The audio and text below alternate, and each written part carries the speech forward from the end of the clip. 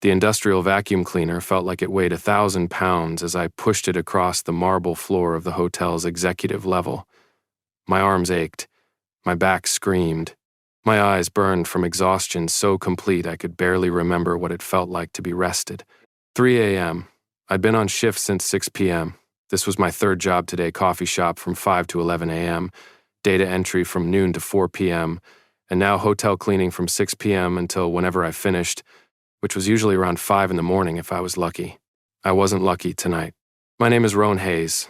I'm 24 years old, and I'm so tired I sometimes forget what my own face looks like in the mirror. "Mama," a small voice said from the housekeeping cart I'd modified with blankets. "Mama, tired."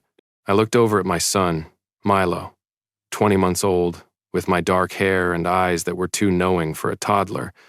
He should have been home, asleep in our apartment. But I couldn't afford childcare for the overnight shift, and my neighbor who usually watched him had her own night job now. So Milo came to work with me, tucked into the cart with his favorite stuffed rabbit, trying to stay quiet like I'd taught him. "Mama's okay, baby," I lied, my voice hoarse. "Just a few more rooms." The penthouse level was always last. The hotel's most expensive suites, usually occupied by celebrities, business executives, people whose monthly hotel bill was more than I'd make in a year.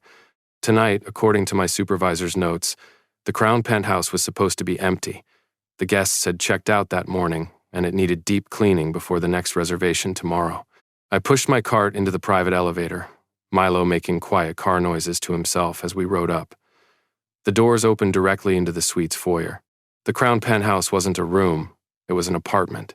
3 bedrooms, a full kitchen, living spaces that could host parties, floor-to-ceiling windows overlooking the city, furnishings that probably cost more than everything I owned combined. "Pretty," Milo whispered, his eyes wide. "Very pretty," I agreed, starting with the living room. "But we don't touch, remember? Just look." I'd been cleaning this suite for 6 months, ever since I'd started at the hotel. It was always occupied by the same people, 3 brothers who owned the hotel chain, along with half the commercial real estate in the city. I'd never met them, but I'd seen their names on the reservation: Cassian, Theron, and Elias Hartwell. Billionaires who probably didn't even notice the people who cleaned their spaces. I worked methodically, vacuuming, dusting, wiping down surfaces. Milo dozed in his cart, occasionally stirring to ask for water or his rabbit. By the time I reached the master bedroom, it was nearly 4:30 a.m. I'd been on my feet for over 22 hours straight. The bedroom was stunning. A massive bed with crisp white linens, more windows showing the city lights, a bathroom the size of my entire apartment. I changed the sheets first, my movements automatic from months of practice. Fresh pillowcases, hospital corners, the duvet fluffed and arranged. Then I made the mistake of sitting down on the edge of the bed to adjust the decorative pillows. Just for a second. Just to rest my legs. The mattress was so soft. Softer than anything I'd ever felt. Like sleeping on a cloud, I imagined. Though I'd never experienced anything close to it. My eyes drifted closed. Just for a second. "Mama?" Milo's voice, closer now. He must have climbed out of the cart. I felt him crawl onto the bed beside me, his small body warm against mine. "Just a minute, baby," I mumbled. Just 1 minute. I didn't remember lying down, didn't remember pulling Milo close, didn't remember my exhausted body finally surrendering to sleep. I just remember darkness, and for the first time in months, no dreams. I woke to voices, male voices, close, too close. My eyes snapped open, and my entire body went cold with horror. I was lying in the middle of the massive bed, still in my cleaning uniform. Milo was curled against my chest, one small fist clutching my shirt, still deeply asleep. And standing at the foot of the bed were 3 men. 3 identical men. Triplets. All well over 6 feet tall. Broad-shouldered, devastatingly handsome in expensive suits despite the early hour. Their faces were similar enough that I could tell they were related, but different enough that I could distinguish them. The one in the center had his hair pushed back, wire-rimmed glasses, ice blue eyes that were currently fixed on me with an intensity that made my breath catch. He radiated authority, control. The one on the left was slightly larger, his dark hair shorter, his jaw set, his entire posture screaming danger. no glasses, darker eyes, a scar cutting through his left eyebrow. The one on the right had softer features, longer hair, no glasses, warm hazel eyes that were studying me and Milo with an expression I couldn't read. All three of them were alphas. I could smell it even through my suppressant's power and dominance, and something else, something that made my omega instincts sit up and take notice despite the medication I took religiously. "I can explain," I said, my voice cracking. I sat up carefully, trying not to wake Milo.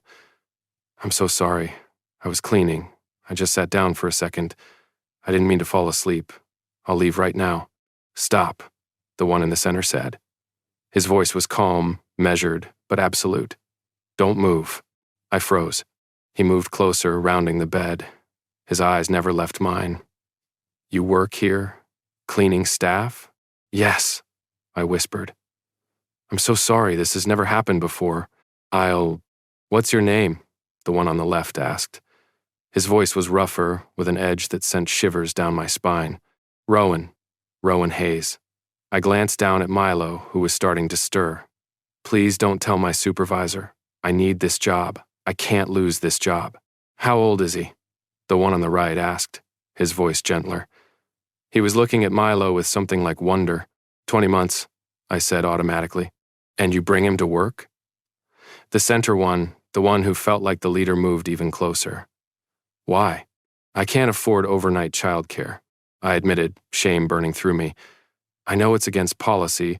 I know I shouldn't, but I don't have anyone else, and I need the money." I stopped talking because all three of them had gone completely still. Their eyes were fixed on Milo, who had chosen that moment to wake up. He sat up in my lap, rubbing his eyes with tiny fists, his dark hair sticking up in every direction. "Mama?" he said, looking around the unfamiliar room with confusion. Then he saw the three men and made a sound of pure delight. "Puppies!" he announced, reaching toward them with grabby hands. I blinked. "Milo, no, these aren't." But Milo was already scrambling out of my arms, toddling across the bed toward the three alphas with the fearless confidence only toddlers possessed. The one on the right caught him before he could tumble off the edge, lifting him with surprising gentleness. "Hello," he said softly. "I'm Elias. What's your name?" "Milo," my son announced proudly. Then he grabbed Elias's face with both hands, studying him seriously. "Nice puppy. He thinks you're dogs," I said faintly, mortified. "He calls alphas puppies." "I'm so sorry. Don't apologize," the center one said. His eyes were still on Milo, and there was something in his expression that I couldn't read. "I'm Cassian. This is Theron." He gestured to the scarred one. Theron moved closer, reaching out to touch Milo's hair with surprisingly gentle fingers. "Hey, kid." Milo beamed at him, then looked at me. "Mama! 3 puppies!" "Milo, we need to go," I said, standing up from the bed on shaky legs. "These are very important people, and we shouldn't bother them." "You're not bothering us," Cassian said. His eyes shifted to me, and I felt the weight of his attention like a physical thing. "When did you last sleep?" "Really sleep?" The question was so unexpected that I answered honestly. "I don't remember." "When did you last eat?" Elias asked, still holding Milo like the toddler weighed nothing. "I had coffee this morning," I said. "Coffee isn't food," Theron said flatly. "I'm fine," I lied. "I just need to finish cleaning this suite and I'll be out of your way." "The suite is clean," Cassian said. "You did excellent work before you collapsed from exhaustion in our bed." The way he said, "our bed," made something in my chest flutter. "I'm so sorry," I said again. "I'll go right now." "Mama tired," Milo announced to the 3 alphas, as if sharing important information. "Mama always tired." "Is that true?" Elias asked me, his voice soft. I couldn't answer. My throat had closed up. "When's the last time you had a day off?" Cassian asked. "I don't take days off," I said. "I work 7 days a week, 3 jobs." All 3 of them went very still, again. "3 jobs," Theron repeated, his voice dangerous. "And you're raising a kid alone?" "His father isn't in the picture," I said, defensive. "I'm doing fine." "You collapsed from exhaustion in a stranger's bed," Cassian interrupted. "That's not fine. I just need to be more careful about sitting down," I said. "I won't let it happen again." "Rowan." Cassian's voice cut through my rambling. Look at me. I did. His ice blue eyes were intense, focused, seeing too much. You're not in trouble, he said. You're not getting fired, but we need to talk about your situation, about options. I don't need charity. It's not charity, Elias said. He'd sat down in one of the bedroom chairs, Milo happy in his lap, playing with his tie. It's something else. What? I asked warily. The three of them exchanged glances, some silent communication passing between them. We need to run some tests first, Cassian said finally. But I think you should sit down for this conversation. I should go, I said. My shift ends in 30 minutes and I need to clock out. Your shift ended the moment we found you, Theron said. Sit down, Rowan. There was something in his voice, not quite a command, but close, that made my Omega instincts respond before my brain caught up. I sat back down on the edge of the bed. Cassian pulled out his phone, typed something quickly, then looked at me. Do you know what fated mates are? My stomach dropped. Yes. Do you believe in them? I don't know, I admitted. I've never met anyone who actually found theirs. Until now, Elias said softly. I stared at him, at all three of them. What? The moment we walked into this room and scented you, Cassian said, his voice steady but his eyes intense. All three of us knew. You're our fated mate, Rowan. The room spun. That's not possible, I whispered. I'm on suppressants, heavy-duty ones. You shouldn't be able to scent me at all, and yet we can, Theron said, clear as day. You smell like rain and cedar and something else, something that makes our wolves absolutely certain. This is crazy, I said, standing up abruptly. I need to go. I need to take Milo and leave. Mama, no, Milo protested from Elias's lap. Stay with puppies. We're not keeping you here against your will, Cassian said carefully. But we'd like you to stay, just for a conversation. Hear us out. Why? I demanded. Why would you want me? I'm nobody. I clean your hotel rooms. I fell asleep in your bed because I'm so exhausted I can barely function. I have a kid and no money, and I'm barely surviving. Why would you want that? Because you're ours, Theron said simply. That's all the reason we need. I laughed, bitter. You don't even know me. Then let us get to know you, Elias said. Please, just stay for breakfast.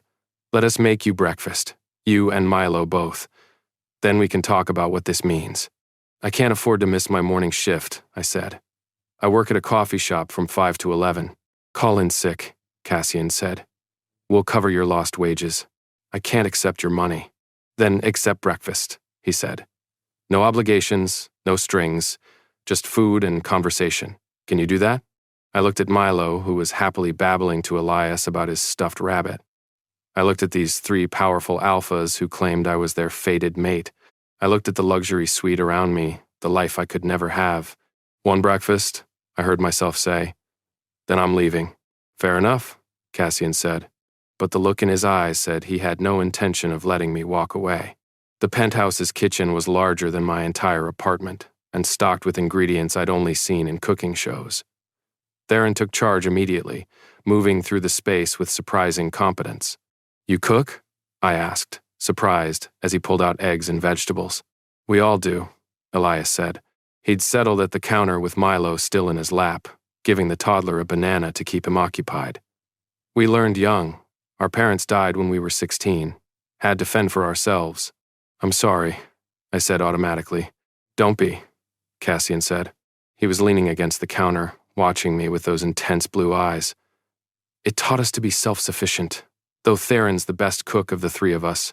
Shut up, Theron muttered, but I saw the corner of his mouth twitch. Sit, Cassian said, gesturing to one of the counter stools.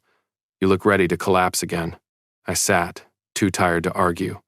Milo was singing nonsense words to Elias, who was listening like it was the most important conversation of his life. He likes you, I said quietly. The feeling's mutual, Elias replied. He's beautiful, Rowan. You've done an amazing job with him. The compliment made my eyes burn. I'm just trying to keep him alive and healthy. You're doing more than that, Cassian said. He's happy, confident. That doesn't happen by accident. I didn't know what to say to that. Tell us about yourself, Cassian said. Where are you from? Family? No family, I said. I was in the foster system until I aged out at 18. Milo's father left when I told him I was pregnant. It's just been us since then. What about your Omega support network? Elias asked. The foster system should have connected you with resources. I laughed without humor. The system doesn't care about Omegas who age out. They gave me a list of shelters and wished me luck. Theron's jaw clenched. No heat support? No medical care? I take suppressants, I said. Industrial strength. They stop my heats completely. It's better that way. Better how? Cassian asked carefully. Better than going into heat when I'm working 3 jobs and have no one to help, I said flatly. Better than risking another pregnancy I can't afford. Better than dealing with alphas who think a heat scent is an invitation. All 3 of them looked furious at that. Has someone hurt you? Theron asked, his voice deadly quiet. No, I said quickly. I'm careful. I stay on suppressants. I avoid situations where I'd be vulnerable. It's fine. It's not fine, Cassian said. Rowan, long-term suppressant use without proper medical supervision can cause serious health problems. I can't afford medical supervision, I interrupted. I can barely afford the suppressants, but they're cheaper than heat management and definitely cheaper than another pregnancy. More food, Milo announced, shoving his empty plate toward Theron hopefully. Theron's expression softened immediately as he gave Milo more eggs. Good appetite, kid. He's always hungry, I said. Growing. He needs so much and I can barely. I stopped, not wanting to admit how many times I'd skipped meals so Milo could eat, but Cassian was too observant. You skip meals to feed him. It wasn't a question. He's growing, I repeated.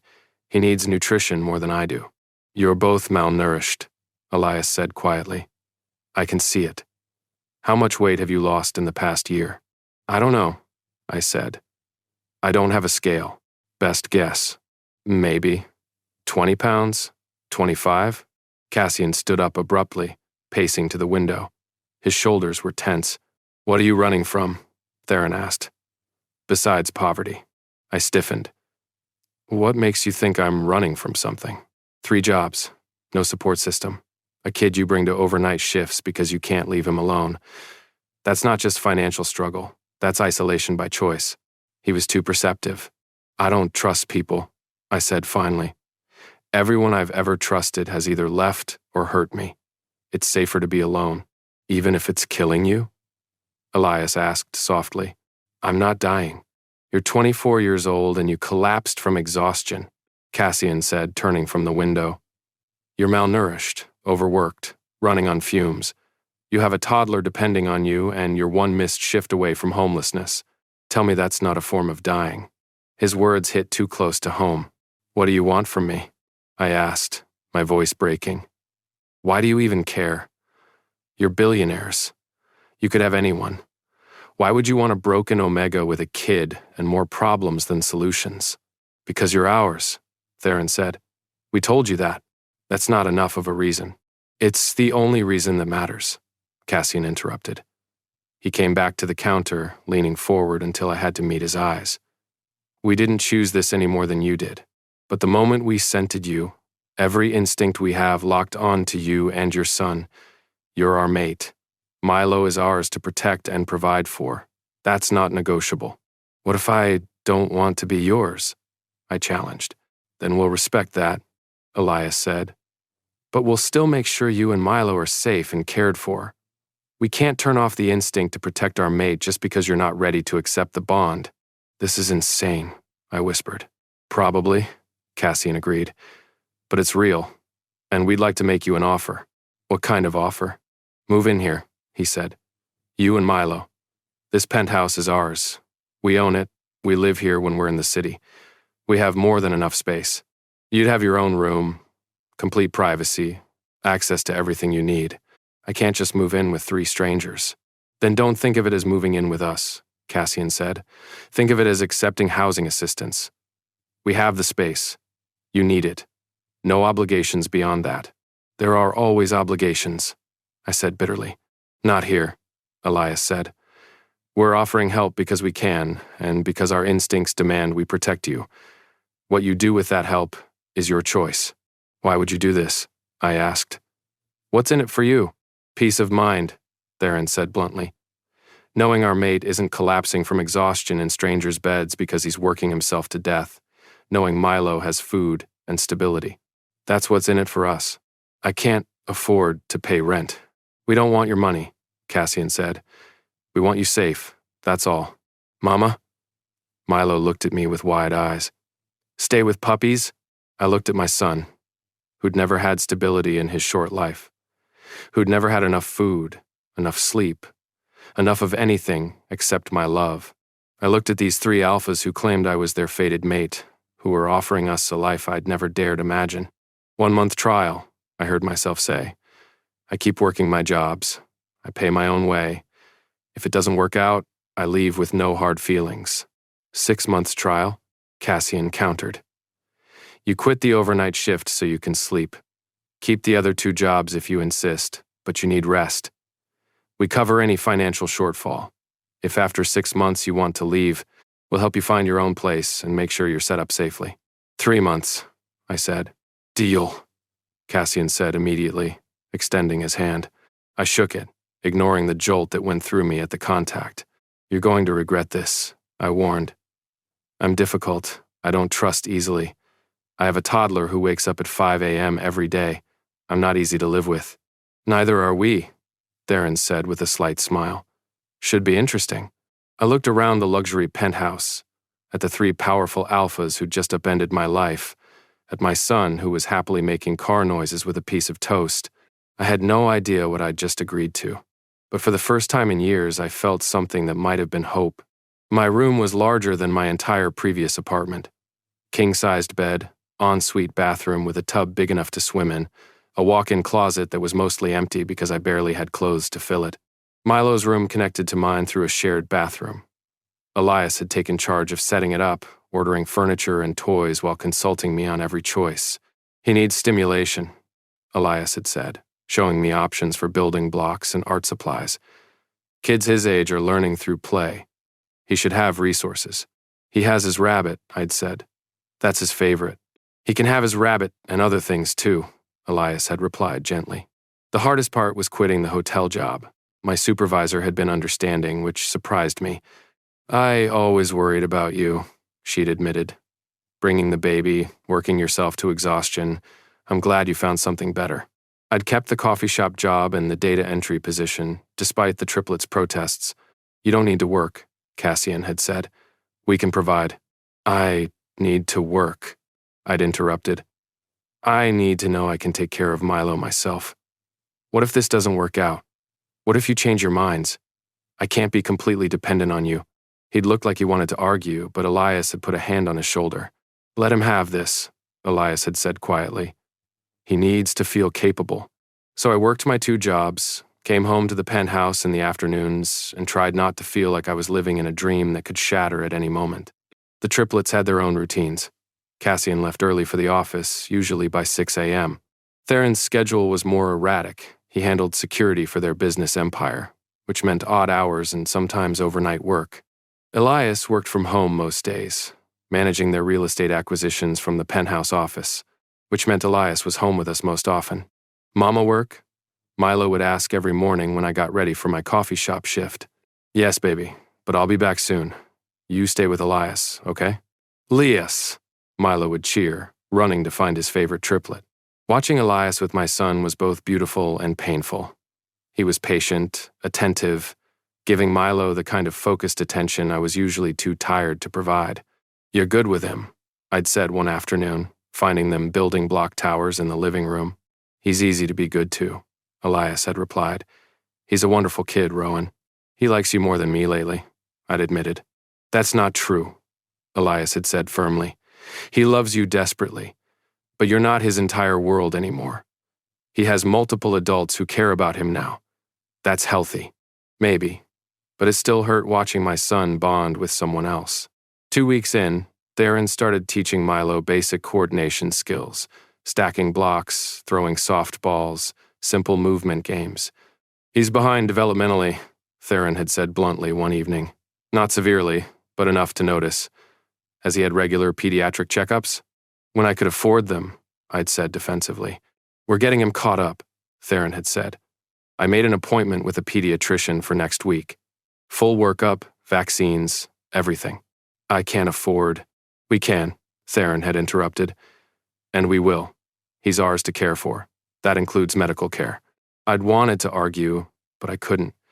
Because Milo did need a checkup, and I'd been putting it off because I couldn't afford it. 3 weeks in, Cassian sat me down with a spreadsheet. What's this? I'd asked warily. Your debt, he'd said. Credit cards, medical bills from Milo's birth, everything. I had our financial team compile it. I'd felt my face flush. You had no right. We need to know what we're working with, Cassian had said calmly.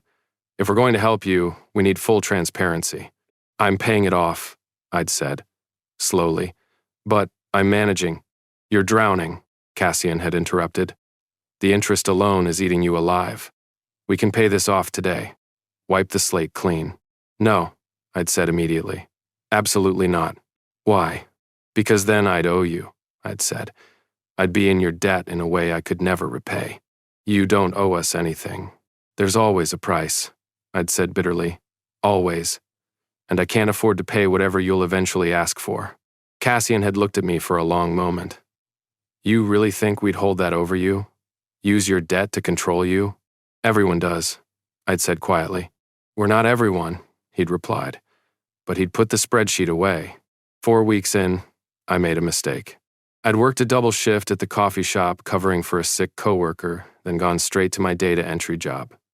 By the time I got home at 8 p.m., I was dead on my feet. Milo had been having a tantrum, overtired, overstimulated, angry at me for being gone so long. He'd thrown his dinner on the floor and was screaming. I'd snapped. Milo, enough, I'd yelled. I'm doing the best I can. I worked all day so you could have food and toys and everything you need, and you're throwing it on the floor. Milo had cried harder.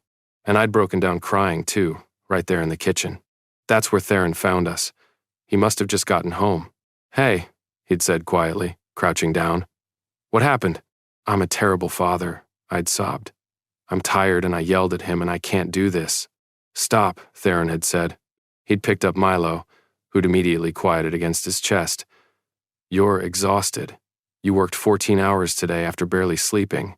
You're allowed to have limits. But he needs me. He needs you healthy, Theron had corrected. Come on, you're going to bed. I need to clean up. I've got it, Theron had said. Bed. Now. I'd been too tired to argue. I woke up 12 hours later to sunlight streaming through my windows and panic in my chest. Milo, I'd gasped, sitting up. Is fine. Cassian's voice came from the doorway. He was leaning against the frame, coffee in hand. Elias has him. They're making pancakes shaped like dinosaurs. What time is it? 9 a.m. You missed your coffee shop shift. I called in sick for you. You can't do that. I can and did, Cassian had said calmly. You needed sleep. Rowan, you can't keep doing this to yourself. I don't have a choice. You do, he'd interrupted. You're just too stubborn to take it. I'd wanted to argue, but he was right.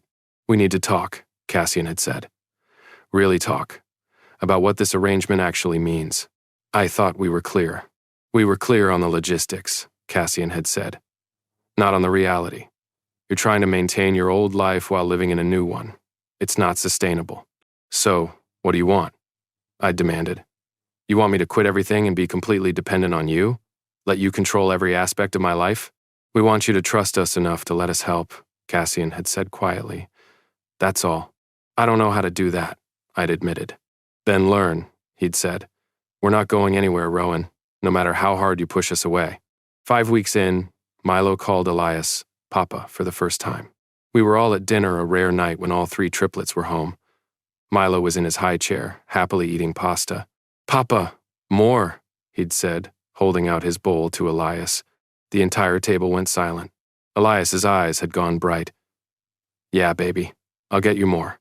After Milo was in bed, I'd found Elias on the balcony. I'm sorry, I'd said. He shouldn't have called you that. Why not? Elias had asked, turning to face me. Because you're not his father. Aren't I? Elias had interrupted. I take care of him, feed him, play with him, put him to bed. I love him like he's mine. What part of that isn't being a father? But, Rowan, stop fighting this, Elias had said gently. Milo knows who his family is. The only one confused here is you. I'm not confused. Yes, you are, Elias had said. You're terrified that if you accept us, we'll leave. So you keep one foot out the door, ready to run, but we're not leaving. And eventually, you're going to have to decide if you're staying or going. I don't know how to stay, I'd whispered. You learn, Elias had said, echoing Cassian's words. One day at a time. That night, back at the penthouse, I broke down completely. I can't do this, I'd sobbed. Milo was asleep in his room, monitors in place to alert us if anything happened. I can't afford this. Even with insurance, the co-pays, the appointments, the monitoring equipment, I can't. You don't have to do it alone, Theron had said quietly. He was sitting next to me on the couch, close but not touching. I don't have a choice. Yes, you do. Cassian had said from his position by the window. You can let us help, really help. Not just temporarily housing you while you work yourself to death. Actually let us take care of you and Milo. Why? I demanded through tears. Why do you care? He's not your son, isn't he? Elias had asked. He was on my other side, his voice gentle. I rock him to sleep. Theron teaches him to throw a ball.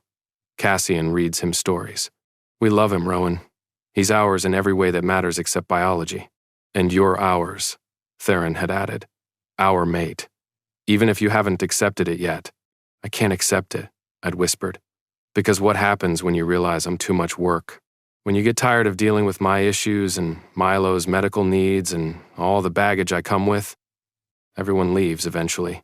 We're not everyone, Cassian had said. How many times do we have to prove that?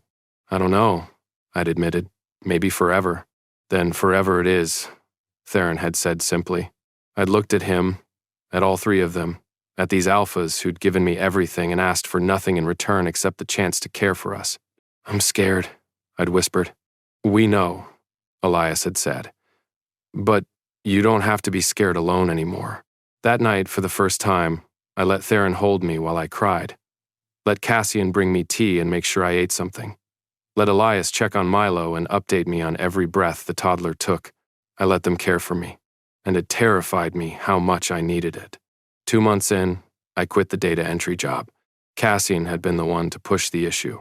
You're running yourself into the ground again, he'd said, showing me my sleep logs from the fitness tracker he'd insisted I wear. 4 to 5 hours a night. That's not sustainable, especially with Milo's medical needs. I need the income. You don't, Cassian had interrupted.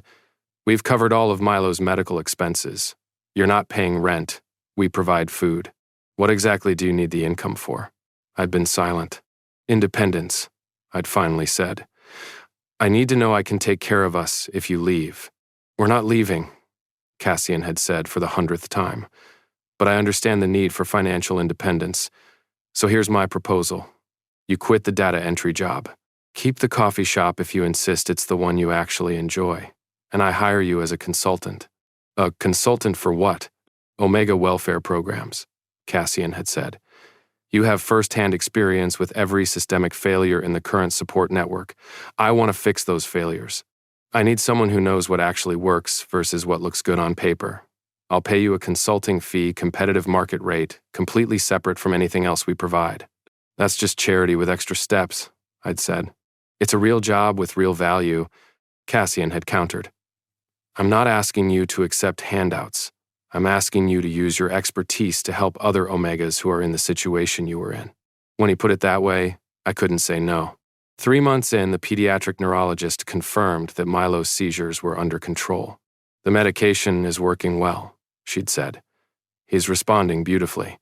Continue current dosage, and we'll recheck in 6 months. 6 months, I'd repeated. That's when our trial period ends. Elias, who'd driven us to the appointment, had gone very still. In the car on the way home, he'd finally spoken. Are you really still planning to leave? I don't know, I'd admitted. The trial was 3 months. It's been 3 months. And? And I don't know what happens now, I'd said quietly. What do you want to happen? Elias had asked. I don't know that either, I'd admitted. That evening, the triplets called a family meeting. We need to talk about what happens next, Cassian had said. We were all in the living room, Milo asleep upstairs, monitors on. The 3-month trial is up, I'd said. Do you want to leave? Theron had asked bluntly. I'd looked around the penthouse, at the home we'd built together, at these 3 alphas who'd become such an integral part of my life I couldn't imagine existing without them. No, I'd whispered, but I don't know if I can stay. Why not?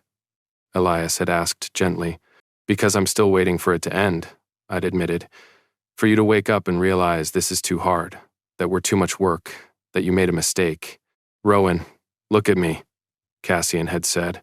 I'd met his ice blue eyes. We knew what we were getting into the moment we scented you in our bed, he'd said. A struggling Omega with a child and more problems than solutions. Your words, not mine. We knew all of it, and we wanted you anyway. You wanted the idea of a mate, I'd argued, not the reality. The reality is you, Theron had interrupted. Stubborn, independent, scared, fierce, protective.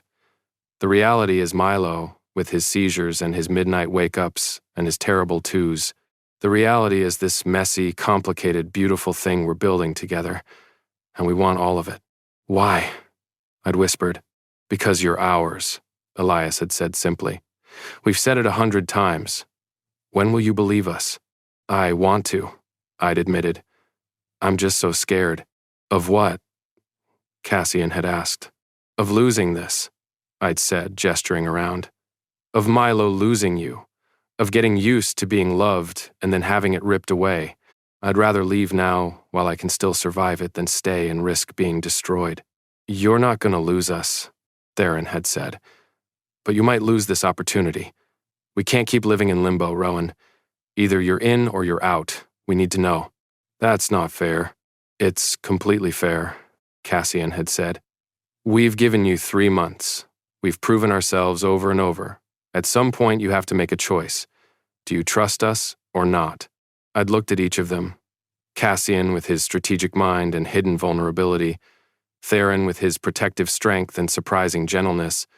Elias with his emotional intelligence and patient care.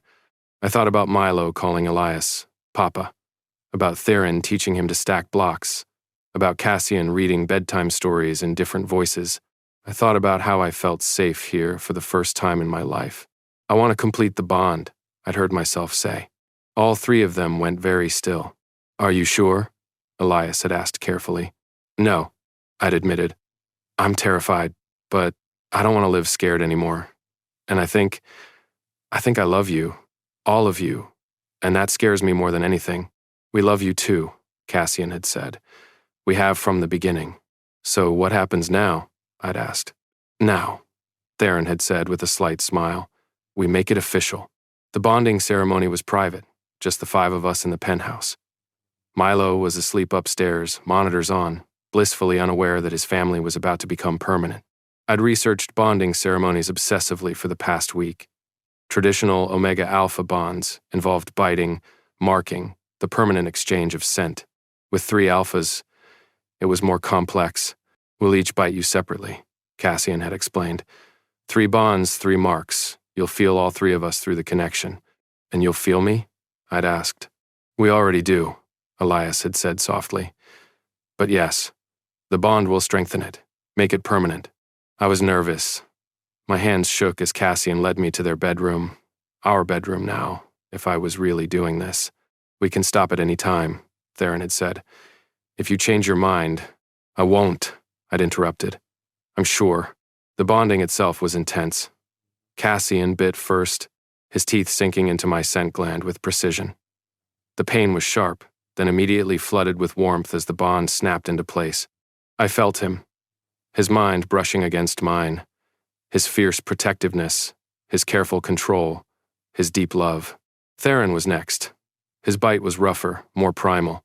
The bond locked in with a force that made me gasp. I felt his strength, his loyalty, his absolute certainty that I was his to protect. Elias was last. His bite was gentle, his bond settling like a warm embrace. I felt his compassion, his patience, his genuine joy at having me.